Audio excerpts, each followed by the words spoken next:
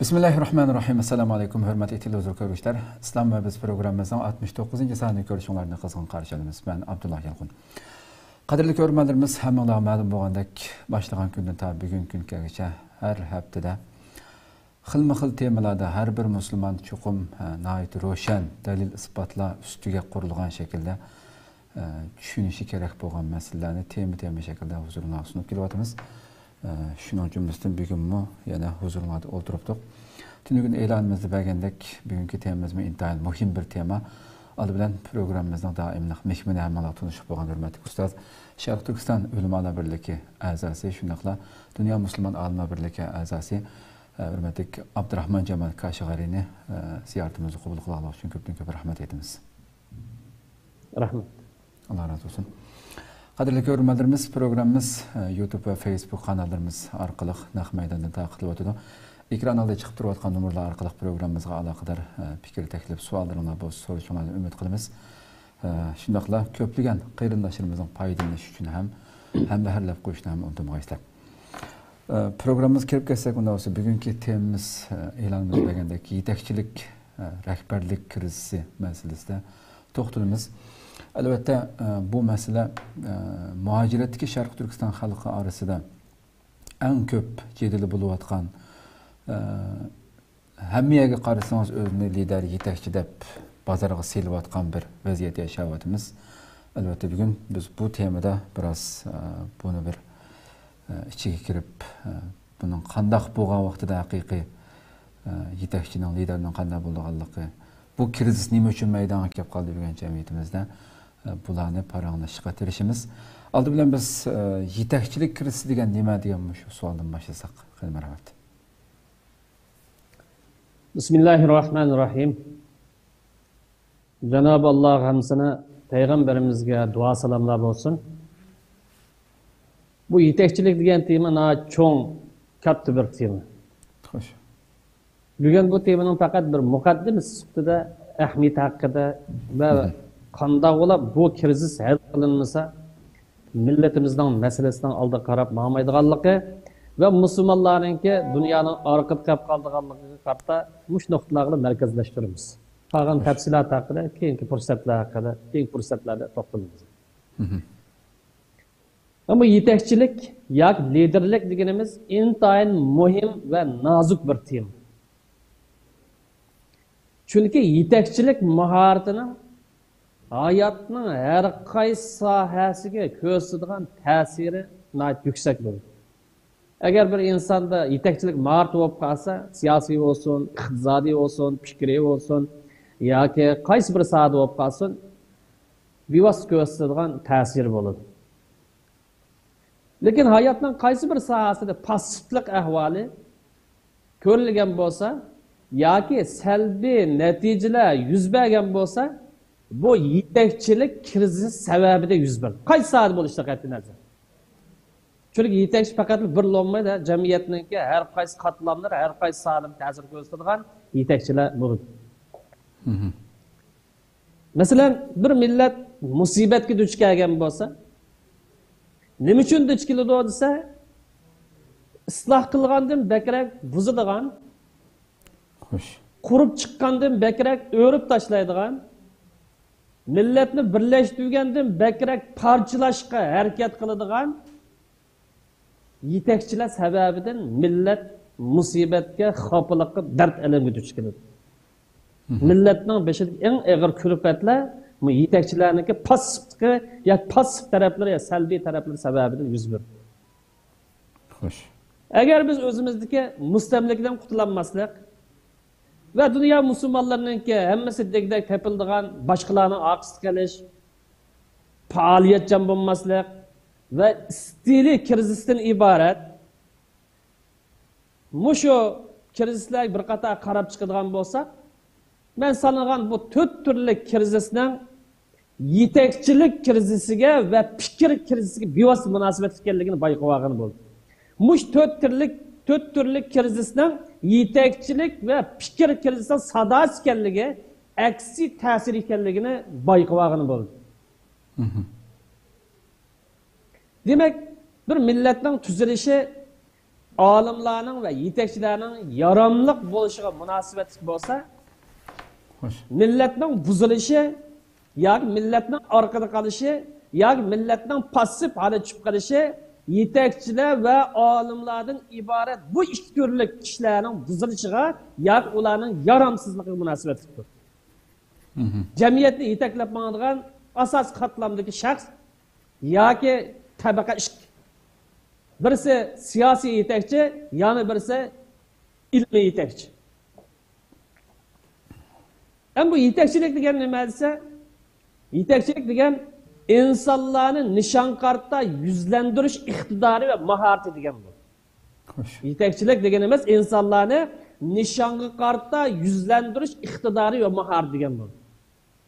Chunki yetakchi bilan a'zolar orasidagi ta'sir berish va ta'sirlanish aloqasi bor.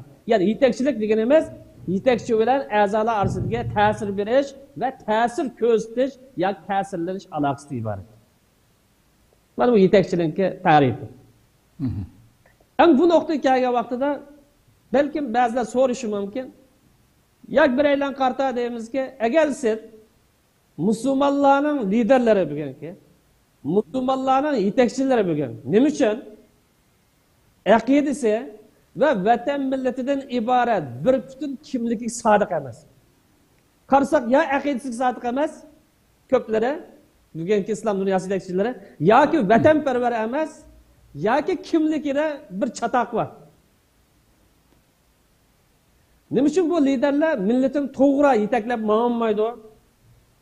Nima uchun bu liderlar prinsip va kimligidan voz kechmagan asosda o'zgarishchan sharoitlar moslashib harakat qilolmaydi?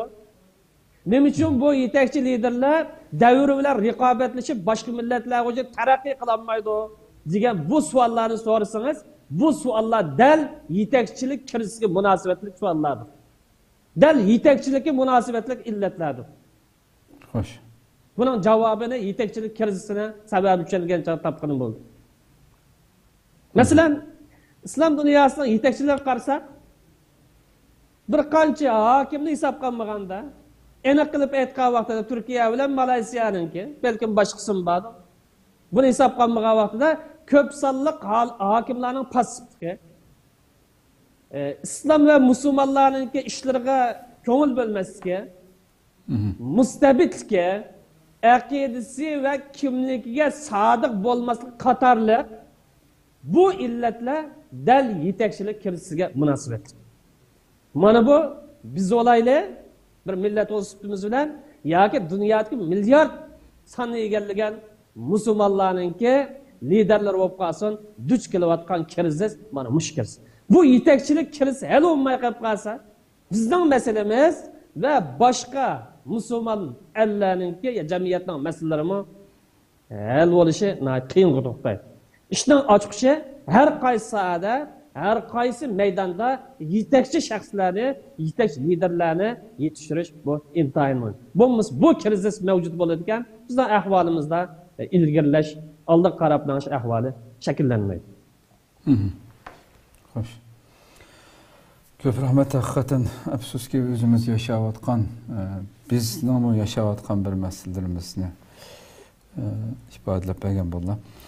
Endi şu krizisinki, yani yetakchilik krizisinki ifodalaridan biraz so'zlaylik.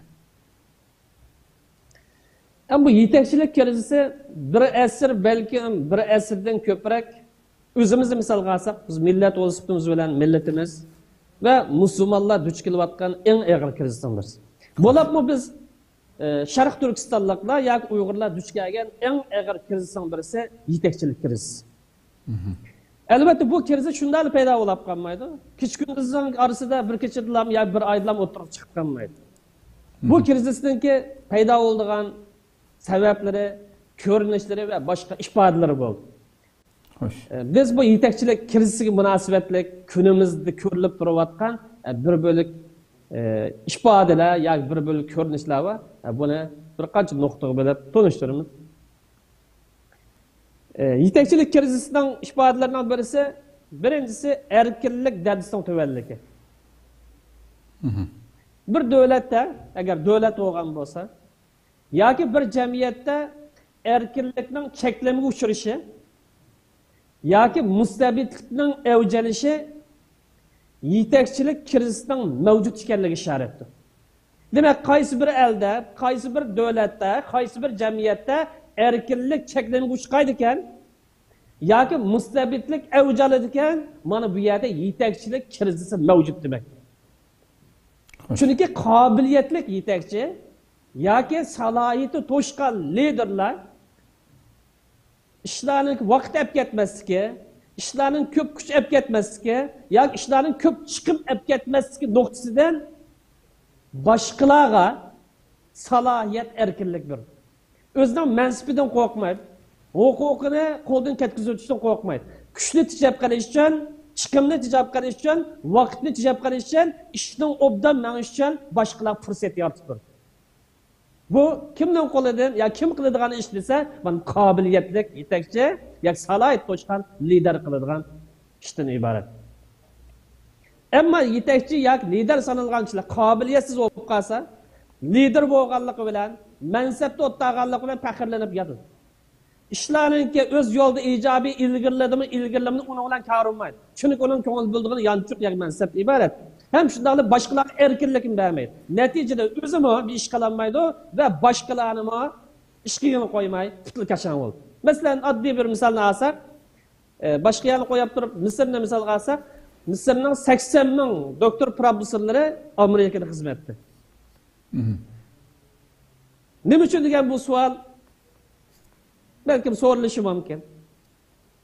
Yani maaşning yuqoriligi, tadqiqot markazlari va xizmat qilgan o'rin sharoitning yaratib berilganligi va boshqa alohidliklar bo'lsa kerak. Ammo mushu imkoniyat sharoitlar o'z maqomida, o'z yurtida yo'rtib berilsa, fursat berilsa, bu necha ming odamlar o'zining vataniga xizmat qilib qolsa, bir qancha yil ichida bu davlatning boshqalarningki oldiga ilgirlaydiganligida shak yo'q. Xo'sh. Bu birinchi omil.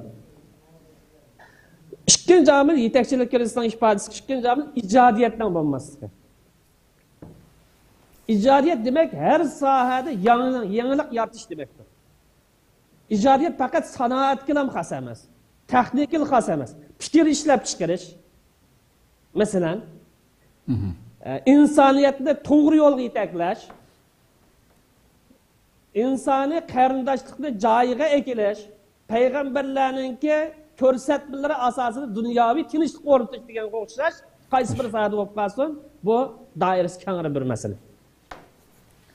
Ham bu ish harakatining yangilik yarata olish uchun kishilar his qilgudek va atrofida bir ta'sir paydo qiladigan darajada ko'rinarli bo'lsa, endi bu harakat yoki bu faoliyat yangilik yaratgan bo'ladi. Masalan, yangi plan loyiha tuzilib tursa, chunki strategik plan o'zgarmagan bilan, ammo qisqa muddatli planlar, o'rta muddatli planlar va boshqa vositalar o'zgarib turdi. Yoki yangilashni, yoki taraqqiy qildirishni taqozo qilib turdi.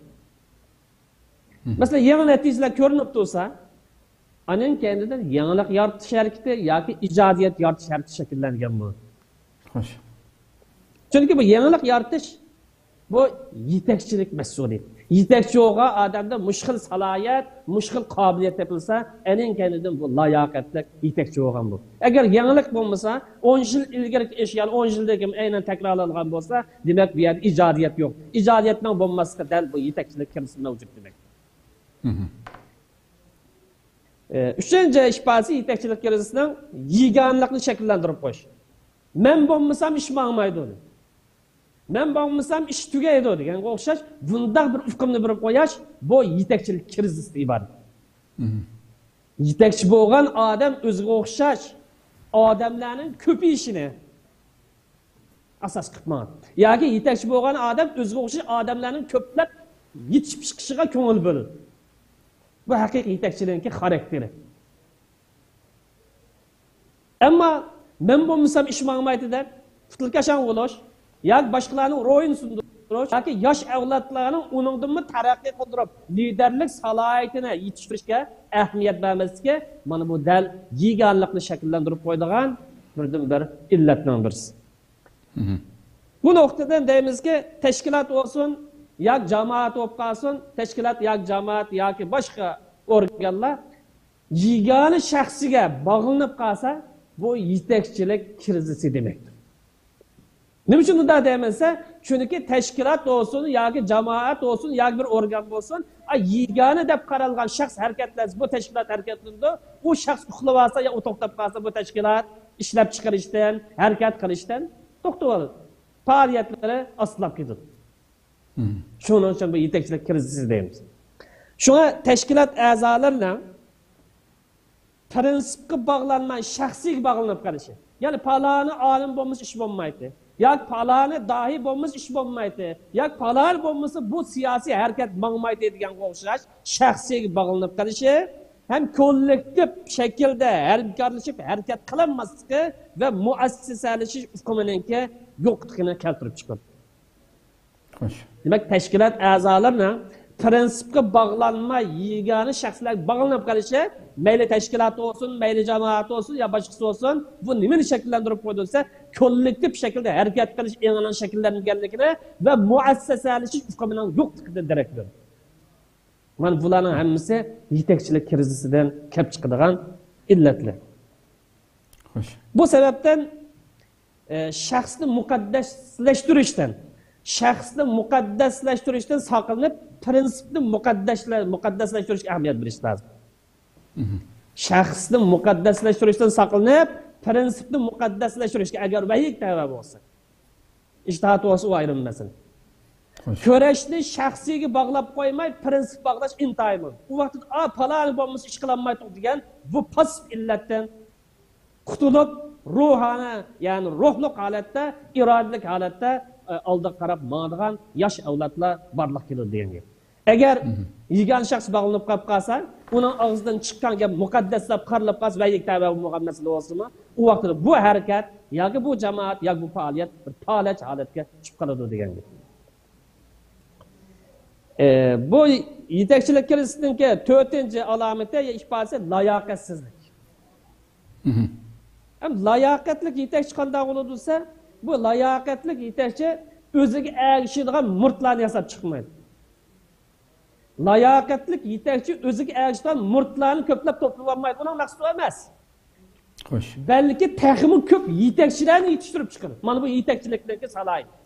Yani layoqatlik yetakchi qanday bo'lsa, odam to'plash yoki murtlarni ko'paytirishni maqsad qilmaydi, balki o'ziga o'xshab bunday ekan, aqidasi uchun, kimlik uchun, vatani uchun, xalq uchun va qimmat qarish uchun harakat qiladigan, xizmat qiladigan yetakchi sifatli odamlarning maydonga chiqishiga sharoit hozirlab berdi va fursat yaratib berdi yoki yordam berdi. Ham layoqatli maqsad har sohada yuqori deganimizdek her sahada ishlab chiqarish saviyasining yaxshiligi. Ish harakatining doim yaxshilanish qarab ketayotganligi, oz kuch bilan va oz chiqim bilan faoliyatninki davom qilayotganligi mana bu layoqatning belgisi. Layoqatdan maqsad ishlab chiqarish doim har sahada bo'lsin. Siyosiy sahada bo'lsin, iqtisodiy sahada bo'lsin, fikriy sahada bo'lsin, yo bexatarlik sahasi bo'lsin, yo tadqiqot sahasi bo'lsin, ishlab chiqarish doim. İş harakat aldığımandaki kendine desemeyiz. Enin kendinden buna az kuş bilen, az çıkım bilen işlep çıkışını davamlaştıralaydı. Bu nemin ifadesi etse, bana bu layakatlik yetekçinin ifadesi. Çünkü yetekçilik diyen gapni o'zi yetekçi deb qaralgan vaqtida o'zi qilmoqchi bo'lgan ishni boshqa biriga o'zligidan qildirish mahorati demekdir.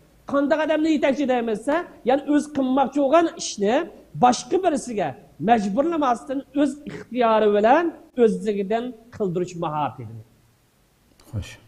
Bu adam mana yetakchi. Unda o'g'a vaqtida mush mahoratini ishlatilsa, yoki bu xil salohiyat o'z to'liqlansa, nurg'un ishlarni boshqalarni o'zligidan qilishga yo'l ochib beradi yoki tashabbus qila oladi degan gap. Agar ish harakat yuqoridagi sifat o'lcham bilan ma'masa, bu yetakchilikning layoqatsizlikning ifodasi. Yetakchining layoqatsizligi nimani ko'rsatsa, yetakchilik krizisining bu millatda, bu jamiyatda, bu davlatda mavjud deganligini ko'rsatadi. Ham layoqatsizlik qancha og'ir bo'lib qolsa, yetakchilik krizisi shuncha og'ir. Ya'ni lider sifat shaxslarda yoki siyosiy arboblarda, yoki ilmiy arboblarda, yoki boshqa sohadagilarda layoqatsizlik qancha og'ir bo'lib qolsa, yetakchilik krizisi shuncha og'ir demak. Endi bu yetakchilik shunchalar murakkab narsa bu degan savol tushishi mumkin. Yoki buni qanday o'zlashtirgani bo'ldi degan bo'lishi mumkin. Buna qarta deyishki bo'ldiki, bu yetakchilik bir mahorat. Ügünü vağını bulduğun, kıygını bulduğun, yetiştiğini bulduğun, özleştiğini bir maharet.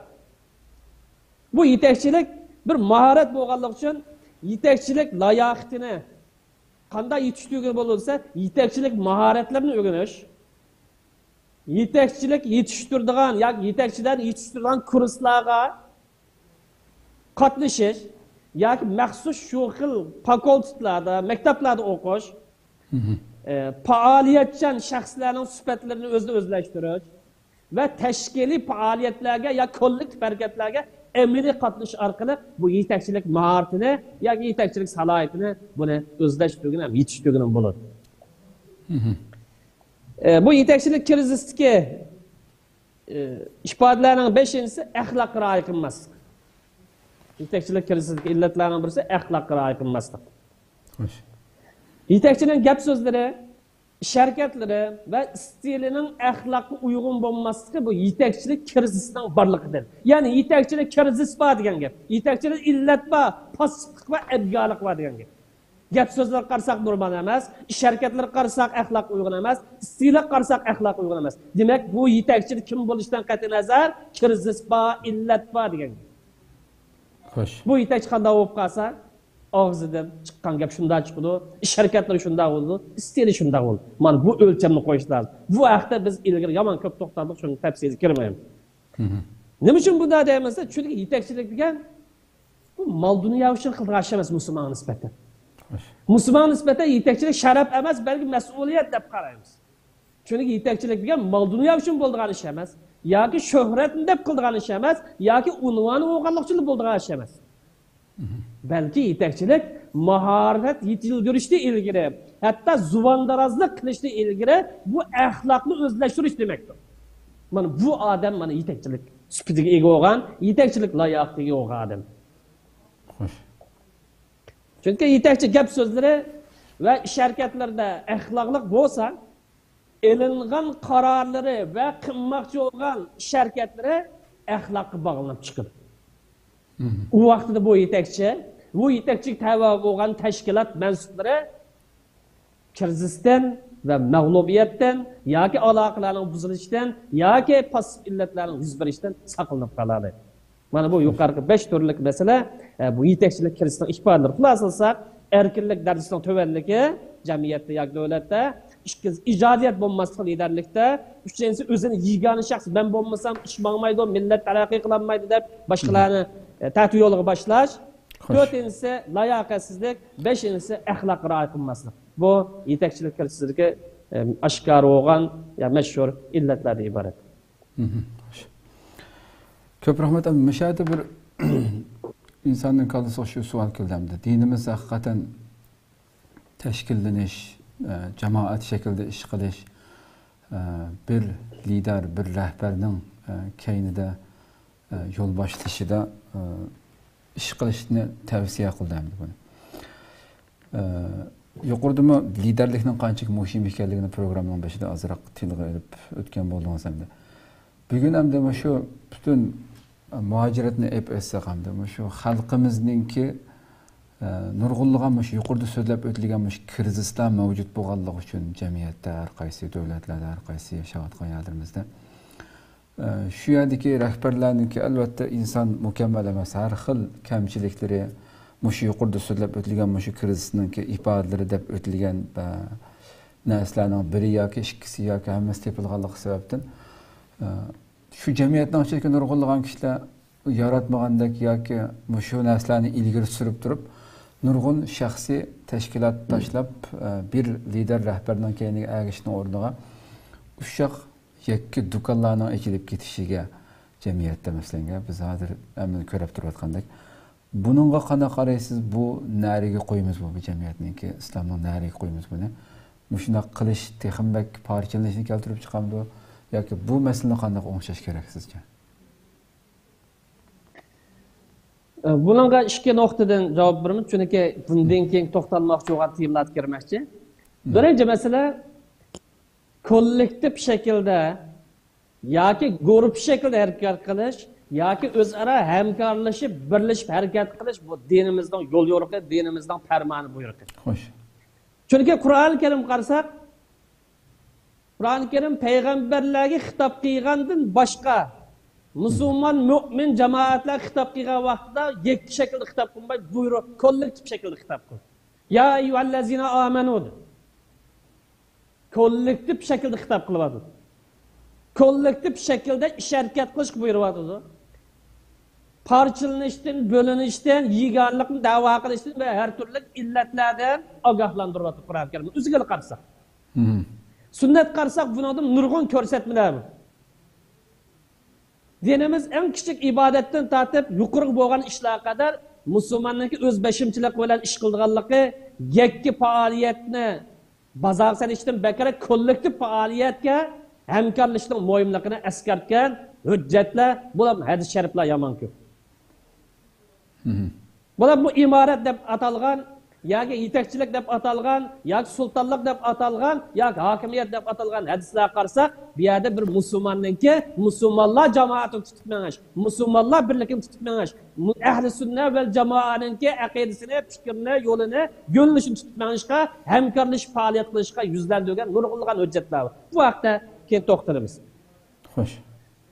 Ikkinchi masala, bu yuqorqi 5 turlik yetakchilik kirsidagi illatlarni bayon qilib o'tdik. Bu illat biz Uyg'urlarning yoki Sharq Turkistonliklarning ham illat kirsa emas. Men bu yerda yuqoridagidek islom dunyosida umumimizda topilgan illat deb to'xtaldim. Ham biz va boshqa musulmonlar dedim.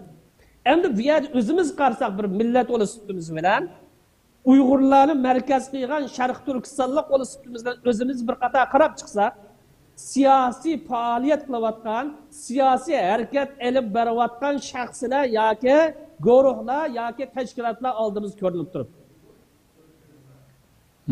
Buning bir qismi, az bir qismi Xitoyning qora qo'li bilan shakllangan bo'lsa-mu, Xitoy istixborotininki boshqarish bilan harakat qilayotgan bo'lsa-mu, ammo ko'p qismi sog'lom tashkilotlar deyishga bo'ladi. Maydoni aniq qo'ygan, siyosiy prinsip aniq qo'ygan, siyosiy idiz ro'shan bo'lgan bu tashkilotlar enin kaynidan a'zolarininki ideyasi va fikr sog'lom bo'lgani bu sog'lom tashkilot deyishga bo'ladi. Men ism kirmayman bu yerda. Xo'sh. Endi bu yerda biz bir millat o'lisimiz bilan millatimiz bir qator qarab chiqsak, bizda bor imkoniyat nima? Bizda bor imkoniyat qanchalik? Lider sifatli bo'lgan yoki yetakchi sifatli bo'lgan 20 million ya 30 million deyli bir millat o'lisimiz bilan bu lider yetishtirishga, yetakchi yetishishga qanchalik kuchlidik, qanchalik mablag' soldik, qanchalik sarmoya vaqt ajratdik, bu yerda ahvol oldimiz turib. Endi mavjud bo'lgan tashkilotlarni yaratmasak, masalan, men o'zim taniydigan tashkilotni masak, diniy sohada hamkorlik sifatida birlashgan, masalan, Sharq Turkiston ulamolar birligi, Ma'rif jamiyati, Ziyolilar birligi va boshqalar Yevropadagilar. Bizda bor narsa mushu, bor sarmoyamiz mushu. Bundan ilg'or bo'lgan bo'lsa, shuni maydonga chiqaraylik, shuni oldiga suraylik. Shuning yo'lini tutib mangayli. Agar xayriyatisi ro'shan, siyosiy ideyasi ro'shan bo'lsa, millatni yo'lga chiqaradigan bo'lsa, shuni qilaylik. Biz buni falonini usbat deb yaratmasak, buni mandaq deb yaratmasak, uni undan desak, nim bilan mangamiz? Arabdan kendi mangam desa, bundan nurg'on gap bor. Amerikalikdan kendi bilan mangam desa, u bizning manfaatimiz ish qilishi, ish qilmasga 45-yildan bo'lgan. Rusdan kendi mangam dok. Hitlerdan kendi mangam dok. Kimdan kendi mangamiz? Mağamayız. Demek bizni yetaklaydigan adamlar, bizga lider bo'lgan adamlar, bizning kimligimizga rioya qiladigan, qimmat qarshimizga rioya qiladigan, bizning tilimizni tushunadigan, o'zaro tushunishadigan, millatning xarakteri asosida, psixikasi asosida yo'l boshlab mangadigan odam bo'lishi lozim. Lider mana o'zining ishidan chiqadi. Millatning ishidan chiqadi. Unda bo'lgancha bu millatning ichida bizning berimiz shu ekan. Qizimni saqlaylikmi? Yana biz seni bir yerden saklayalım kıyamet bu. Şunda kılmayız. Çünkü dinimiz emel kıldı deb. İşareket kıldı. Bugün yüz bergen bu kıyıcak kim el kılsa bugün hayat boğan, bugün yaşavatla insanlar el kıldı.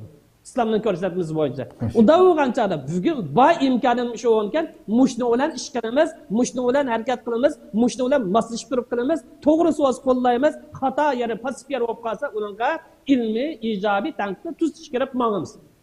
Chunki bizning berimiz shu, ma millatning beri shu. Osmonda Xudoyim bizni payg'ambar tushirib bermaydi. Yoki Salohiddin Ayyubiyga o'xshash, yoki Zulqarnaynga o'xshash, unda qo'mondan bijadan kelmaydi uchib. Bu mush millat yetishtirsa, mush millat mablag' sasa, mush millat aşında bir adamdan chiqishi lazım desa, endi bu mush millatdan ichidan Uyg'ur tili bilan so'zlaydigan Sharq Turkiston kimligi tava bo'lgan birisidan chiqadi bu liderlik. Tushunarmi? Endi u holat shakllanguncha bo'lgan, oldimizda tepilgan mushular bilan, ya'ni idi sog'lom, fikri sog'lom bo'lgan vatan millat kimlar xizmat qilayotganligi bilan menib turibmiz. Xo'sh. Ko'p rahmat. Unda bo'lsa hamda shu oxirida siz ozroq tilg'ab o'tdingiz shu yetakchining qanchaga muhim ekanligi, shularning yetishtirilishining qanchaga muhim ekanligini.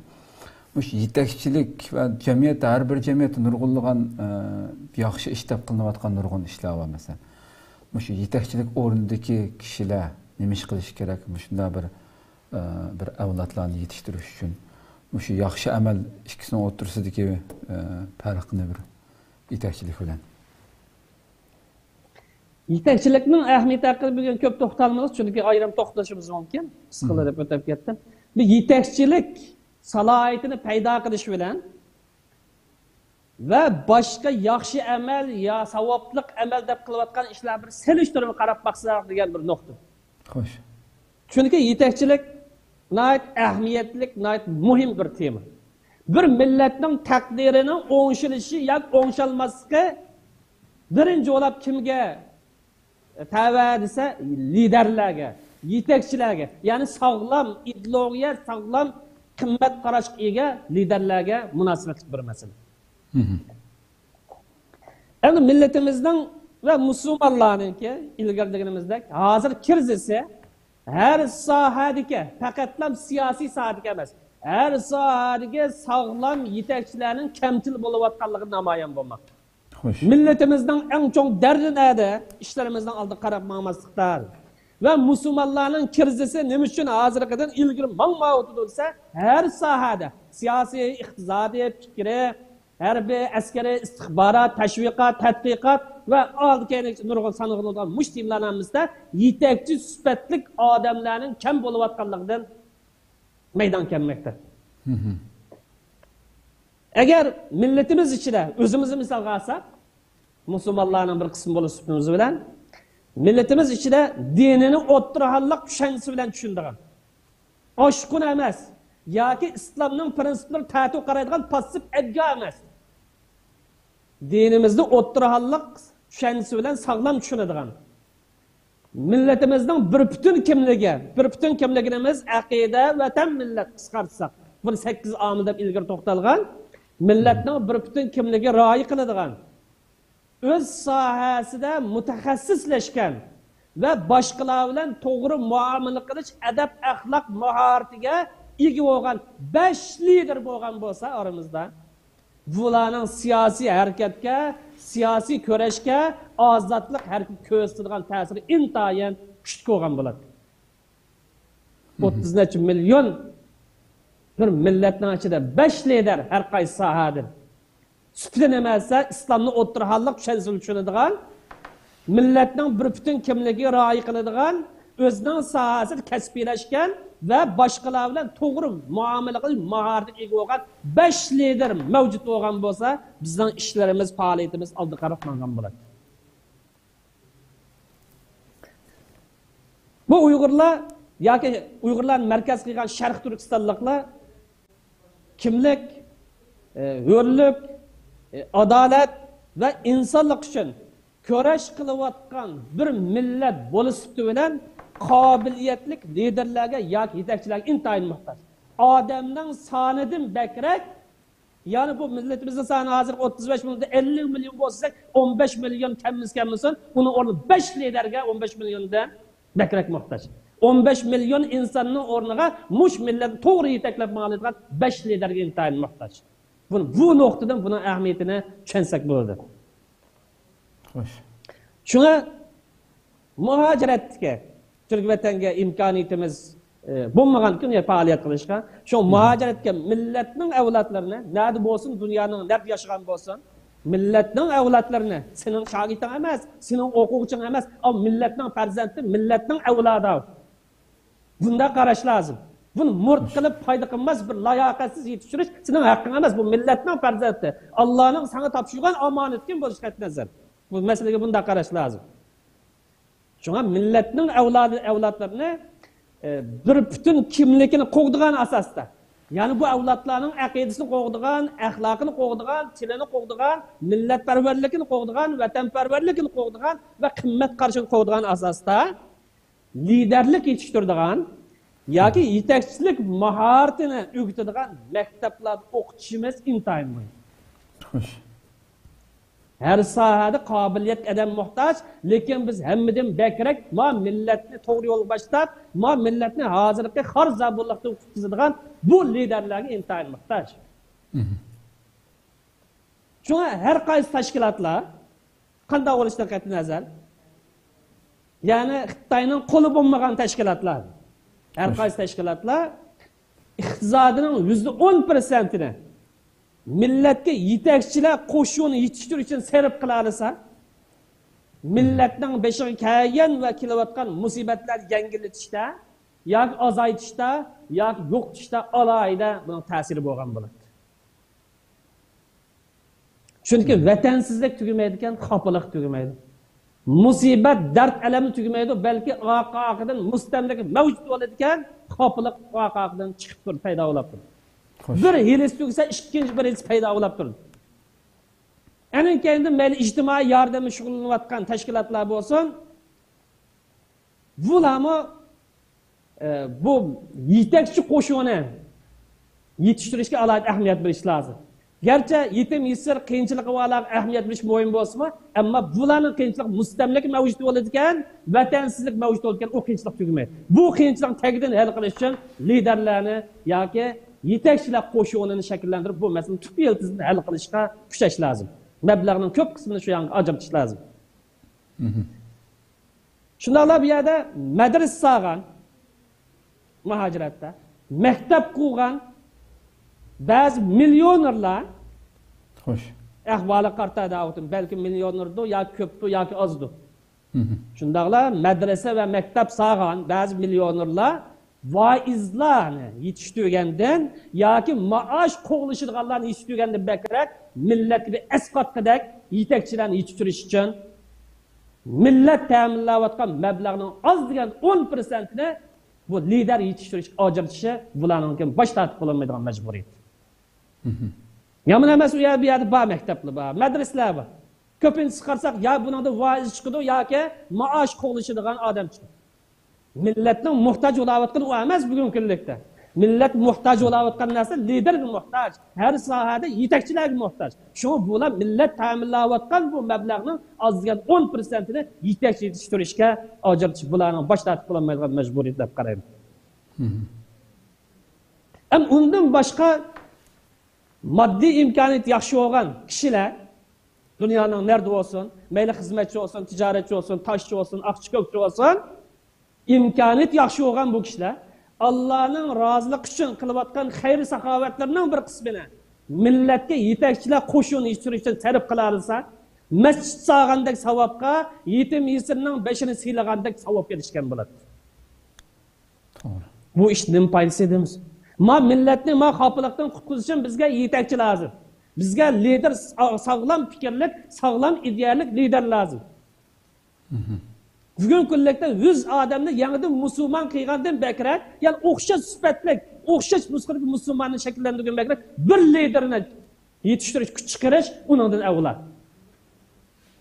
Buni aqli bor odam his qila oladigan bir masala. Agar bir tijoratchi sağlam idealik, sağlam fikrlik bir o'quvchini bütün chiqimini ustiga olib yetakchi tarbiyalaydigan ilg'or bir maktab o'qitgan bo'lsa, millatga ajoyib savobli ishlamishlik qilib bergan bo'ladi.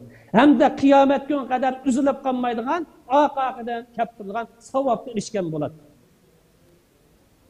Xo'sh. Gepni tug'tiradigan ishni markazlashtirish yoki masjid vayaning ustiga qaplab masjid selish, quduq vayaning yana quduq selish, bir madrasa o'qimiz, keyingi madrasa selish, bir maktab bo'l, yana millatning pulini isrof qilib, yaraydigan yoki yaramaydigan odamlarni markazlashtirgandan bakrak bu lider yetishtirish, yaramli odamlarni yetishtirish bu intayin muhim o'rin turdi deb qaraydi. Ko'p rahmat. Chunki millatga sog'lom fikrlik, bir qisqa bir nuqta va eskartib, millatga sog'lom fikrlik, yetakchilar qo'shin bir odam bir tugamaydi.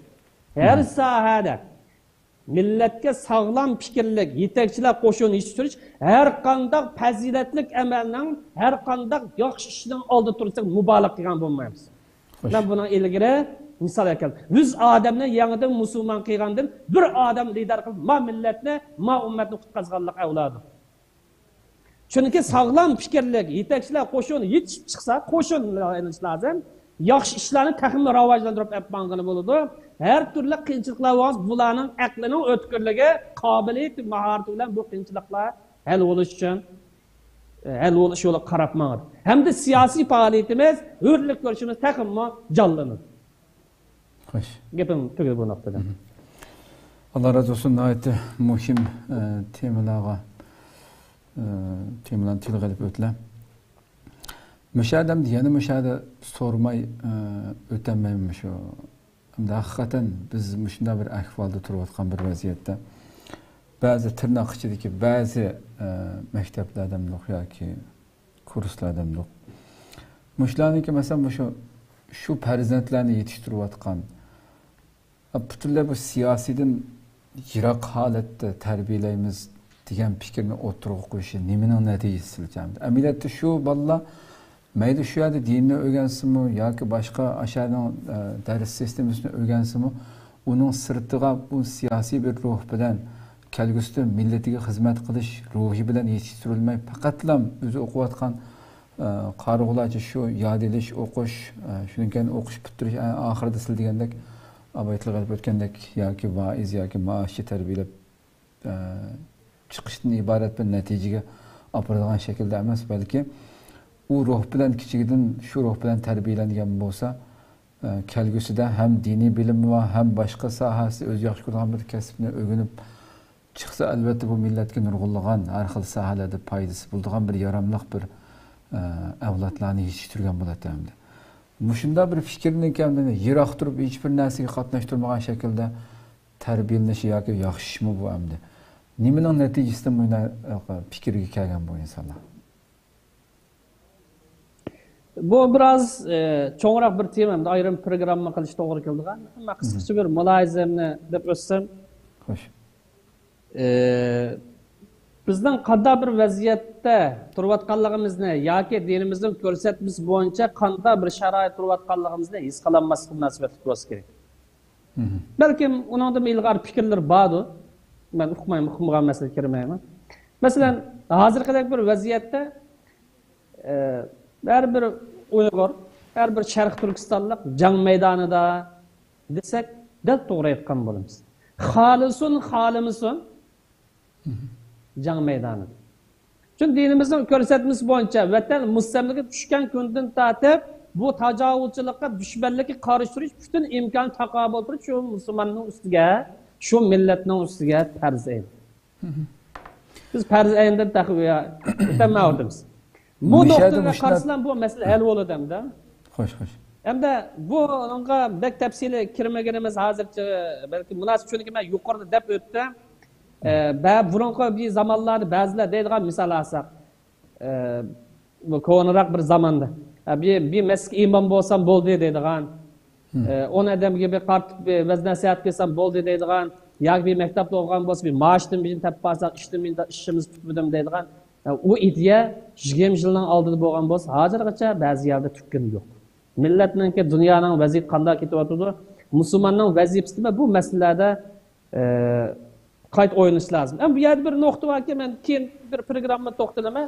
Jamiyatni zat kim yetaklaydi deydigan bir savol chiqadi bugungi temaga munosabat. Buni qisqartirib javob beray, tafsilotga kirmayman. Chunki men ochiq dalil bo'lmagan masalada boshqalarning yetakga to'xtashga olmayman. Jamiyatni kim yetaklaydi? Jamiyatda 3 xil kuch bor. Birisi hakimiyat bizda yo'q.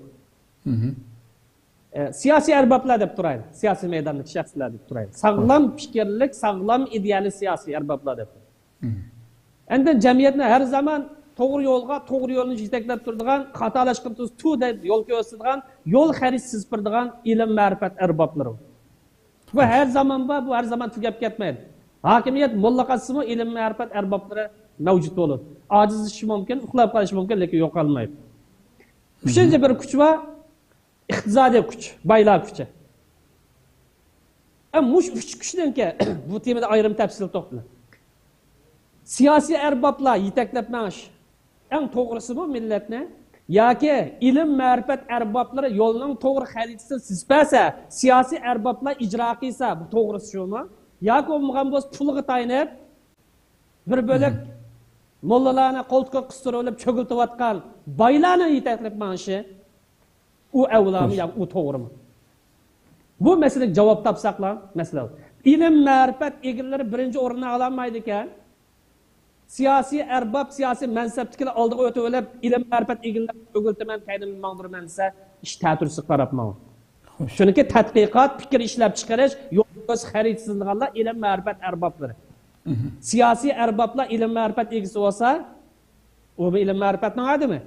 Eğer o sahadan onundan evla kabiliyetli olmaz, onundan maslahat ediş, yol soraş, fas'alu ahla zikrin kuntum la ta'lamun, ya fas'al bi habira degan bu ayetlerle hüküm boyunca ona mecbur etti. Hem de bir üçüncü erbab, yani üçüncü kuch, iqtisadi kuch egalari, ishli egallar varsa, yolunu özümüz xalqan boyunca başqurimiz deb, milletning foydasi qilgan, foydasi kelmaydigan yerida maktab madrasalarni salsa, bazılarını qo'llagan bo'lib, siyosatdan yiroq turinglar, uningdan yiroq turinglar. Nimaga vatan nima ishinglar faqatla bir kichik odam bo'lsanglar bo'ladi deb bu xil yo'llanishda boylar egallab olsa, ishning bo'ladigan yeri shu.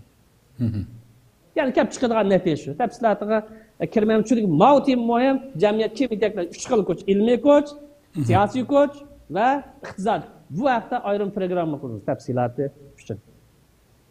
Acaba ama şu Kur'an-ı Kerim'deki bu fikrini ilgili sürgenler şu فَلَوْلَا نَفَرَ مِنْ كُلِّ فِرْقَةٍ طَائِفَةٌ لِيَتَفَقَّهُ فِي الدِّينِ degan bu ayetin delil keltirişi mümkün mü?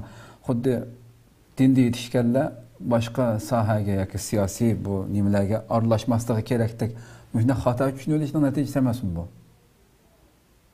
İslamni to'g'ri tushungan bo'lsa, unda demaydi. Chunki islomning o'zi davlat, islomning o'zi siyosat, islomning to'g'ri insonlarni to'g'ri yo'lga yetaklash.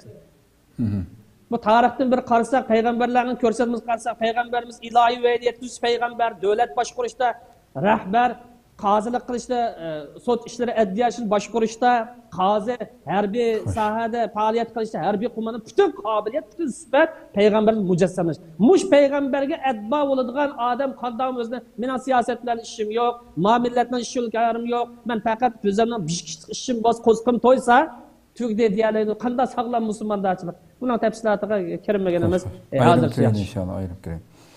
Xo'sh, oxirida unda olsam, shu yetakchi yetishtirishda bizning bir planimiz bormi unda olsa? Yuqorqi temaga qarta to'liqlama shaklda deymizki, albatta yetakchi yetishtirishning bir plan, bir xaritasi bo'lishi lozim. Xo'sh. Muqaddim shakllik olsa-mu bor deb qarang. Yuqorqi qarta to'liqlama shakl. Ama yetakchi yetishtirish uchun dastlabda zirak va iqtidorli yoshlarni kaskanmas hammasini emas, zirak va iqtidorli yoshlarni tanlab chiqib, uni cheniqtirish bilan boshlanadi bu plan. Chunki yetakchi yetishtirish masalasi sharoit qo'yib qo'yilgan masala emas. Bugun kunlarda bizdan sharoitimiz yo'q deb sharoitga atanmaymiz bu masalada. Ma millatning masalasini hal qilamiz deyotganmiz, bugun jang holatida bo'layli, tinch holati bo'layli, tinch holatda bo'lmadik musulmon tushgandan tortib, yoki normal holatimiz bo'layli 10 yildan oldingi o'xshash bu sharoit atib qo'ygan masala emas. Yetakchi har qanday bir vaqtda bizga lozim. Her qanday vaqt yetakchi yetishtirish uchun kuch chiqarish bu bizga intayin muhim ish. Shundoqla bu masala kishilarning mijoziga tashlab qo'ygan emas. Kishilar qarasak ayda ma'noda ekan, siyosiy arbobni bunda ma'noda ekan, ilmiy arbob bunda ma tashlab qo'ygan emas. Bu sharoit qilib qo'yib qo'ygan emas, kishilarning mijoziga emas. Har qanday bir vaqtda ishni to'g'ri yo'lga sarish uchun, millatni xofiliqdan, musibatdan qutulish uchun har sohada yetakchilarni yetishtirishga ahamiyat berish intayin muhim.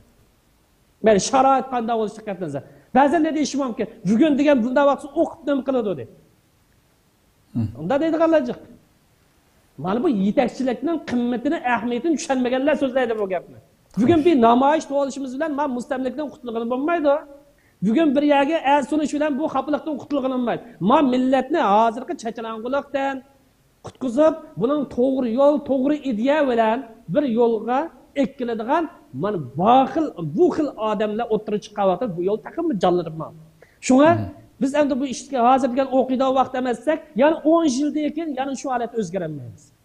Chunki bizning bu siyosiy ko'rishimiz 30 yillik ko'rish ya 2 yillik ko'rish emas, 100 yilga so'zalgan ko'rish. 100 yil deganda bir avlodda ikkinchi avlod bu yashab qoldi degan gap. Yani şu 2 yildagi hali bo'larmiki, 1 yildan keyin ozod bo'larmiki, Amerika ozod qilib qo'yarmiki, Ingliz qilib qo'yarmiki, Rus qilib qo'yarmiki deb umid bilan turaversak, bizning holimiz shu sampal bilan o'tadi, natija chiqmaydi. Shu bu yerda bizning holimiz mayli mustaqil holat bo'lsin, mayli ojiz holat bo'lib qolsin, har qanday vaqtda millatning xofiliqqa tushmasligi, agar mustaqil bo'lgan bo'lsa, mahkumlikqa tushib qolmasligi, mahkumlik bo'lgan bo'lsa, bundan qutulish uchun har qanday lider yetishtirish, bunga rahbar yetishtirish intayin muhim. Endi bu yetakchi bo'lish uchun tanlangan yoshlarni qattiq chanashtirish to'g'ri keladi. Yumshoq yer bilan ish bitmaydi. Ya'ni bu deganlik taq chiqib juqganli maqsad emas. Ya'ni mush yetakchilik maydonida yetakchilik faoliyat qattiq chanashtirish, idora boshqarish mahoratini o'rgatish, munosabat boshqalar bilan qanday munosabat qilish mahoratini o'rgatish, talash-tartış yuz berganmiz, buni qanday hal qilish, krizis yuz bergan bo'lsa, buni qanday hal qilish, bexatarlik nazariyasi bo'yicha qanday faoliyat qilish va mas'uliyat topshirish orqali ish harakatlarini kuzatib, to'g'ri bo'lgan bo'lsa, rag'batlantirish, xatolashgan bo'lsa, tutish orqali bu yosh yetakchilarni tarbiyalab yetishtirgani bo'ladi. Bu shaklda, ya'ni nazariyat jihatdan va amaliyat jihatdan tang yetishib chiqqan bu yosh arboblar yoki yosh yetakchilar yetakchilikni bundan keyin amaliy shaklda epmanoladi. Qo'rqmay, tavranmay bu yo'lga qadam basa oladi. Ham bu yetakchilik sohasida insonlarga qarasak ikki turli bo'ladi ekan. Ba'zi kishilar bor ekan, balkim tug'ilishidan bo'lsa kerak, yoki tug'ilishdan emas, yoki o'zidan qiziqishidan, yoki o'zininki faoliyatchanligidan bo'lsa kerak. Ko'pincha mahoratlarga, ya'ni yetakchilikning asosiy mahoratlariga ega bo'ladi ekan. Bir sabablar bilan. Xo'sh. Bular maxsus o'qiganlar emas, yoki maxsus tarbiyalanganlar emas, ko'pincha topilgan. Balkim cheniqqan bo'lsa kerak. Masalan, bunaqa misollar işte Abdullah Gulni, Recep Tayyip Erdo'g'anni va Malayziyaningki raisi burungi doktor, unutib qoldim ismini, jismoniy uyg'unishni yaratgan. Mahatir Muhammad. Masalan, biz buni misol qilishga bo'ladi hamda. Bu qarasam masalan Erdo'g'an bira siyosiy fakultet yoki siyosiy lider ishtirok unda maktabda o'qimagan bo'lsa kerak. Amaliy maydonda jiqroq qilish bilan nazariyani o'zlashtirish bilan o'rgangan bo'lsa kerak. Men tafsilotga chiqmayman. Masalan, Davud buni o'xshash. Ba'zi kishilar bu yetakchilikning asosiy mahoratlari ega bo'lgan. Qayerga borsa yetakchilik ish qila oladi ekan, ko'rina oladi ekan. Xo'sh. Ko'p sohalarda yetakchilik ko'rindi ekan. Lekin bunday odam oz uchraydi ekan. Millatning ichida bu sifatli odam oz uchraydi. Agar mushunday bir odam bo'lib qolsa, bular ozroqlam badal to'lasa, ya'ni bular ozroqlam cheniqtirish bo'lsa, ozroqlam bularning qobiliyatini nazariya amaliyat oshirsalar, bu tayyor lider, tayyor yetakchi bo'ldi ekan. Bu odam oz nodir uchraydi ahvol ekan.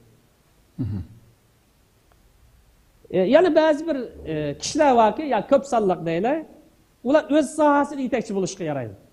Yani qaysi kasbda o'qigan bo'lsa, shu kasbdan yetakchilari. Ya'ni millatga bir butun yetakchi bo'lish, yuqorqi nodir ahvol, oz sonlik odamlar uchraydigan, ammo ko'p sondagi lider lazım yana har sohaning o'z sohasida o'qigan odamlar o'z sohasidan yetakchi bo'lishga yaraydi. Ya'ni ba'zilar va siyosiy tahlilchi bo'lishga yaraydi. Yana ba'zi insonlar borki, yoki ba'zi shaxslar borki, tadqiqotchi bo'lishga yaraydi. Yana ba'zi shaxslar yoki ba'zi insonlar borki, istixborotchi bo'lishga yaraydi. Yana ba'zilar boshqa ishga yaraydi o'zining sohasida. Bular o'zlariga munosib bo'lmagan xizmat qo'yilib qolsa mag'lub bo'ladi. Maturdi kishilar. Bularning o'zininki kasbiga o'z obdan bilgan kasb qo'ysa, bular olg'a ilgirlab, taqimmo taraqqiy qilishiga foydasi bo'ladi. Bu turda kishilarning o'z kasbi chaniqtirgan vaqtida balkim uzun qolmay millat xarakterlik yoki millatga yetakchi bo'lish qobiliyati bo'lishi mumkin. Bu yerda umuman qilib aytgan vaqtida inson aqlliq bo'lsa, bu yetakchilikning nazariya jihati o'rganib ketadi. Kitob o'qish orqali, kurslar qatnashish orqali, material ko'rish orqali buni o'rganib ketgan bo'ldi. Inson aql ziraklik bo'lsa, aqlliq bo'lsa o'rganib ketadi.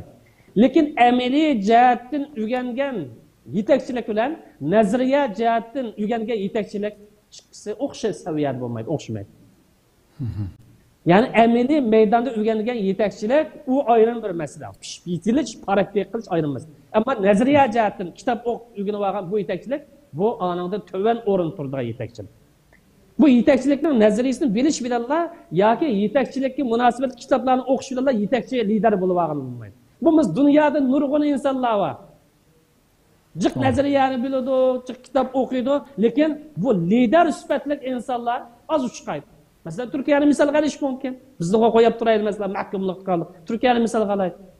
80-yilning 2000 yilda ilgirki Turkiyaning siyosiy ahvoli qarasa, 50 yil ichida 56 hukumat almışıqlıq. Mesela bir misal. Demek amaliy yetakchi bo'lish bu oson emas. Nazariya jihati yetakchi bo'lish oson, kitob o'qish, nazariyasini o'rganish orqali, ammo amaliy jihatdan pishib, tovulinib, cheniqib chiqish bu oson emas.